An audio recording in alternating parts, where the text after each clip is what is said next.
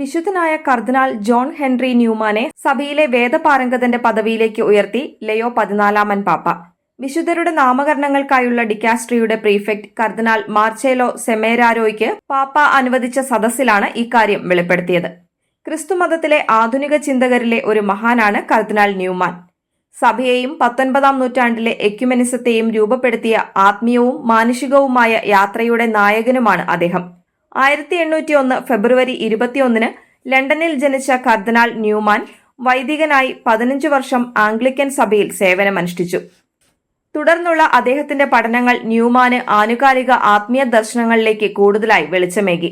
1833 Anglican സഭയുടെ നവീകരണത്തിനായും സഭയുടെ അപ്പസ്തോലിക വിശ്വാസ നവോത്ഥാനത്തിനുമായി ശ്രമങ്ങൾ നടത്തി. 1845 ഒക്ടോബർ 9 അദ്ദേഹം കത്തോലിക്ക വിശ്വാസം സ്വീകരിച്ച് സഭയിലേക്ക് കടന്നുവന്നത്.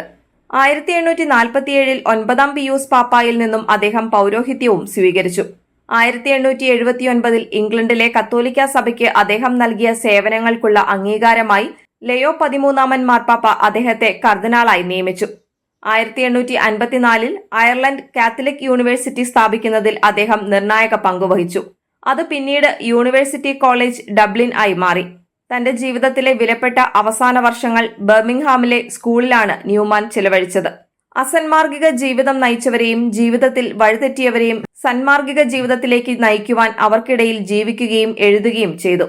കർദിനാളിന്റെ ശ്രദ്ധേയങ്ങളായ രചനകളും പ്രാർത്ഥനകളും ഇവിടെ നിന്നാണ് രചിക്കപ്പെട്ടത്. ട്രാക്സ് ഫോർ ദി ടൈംസ്, ആത്മകഥയായ apologia, pro vita sua, grammar of assent അദ്ദേഹത്തിന്റെ പ്രധാന രചനകളാണ്.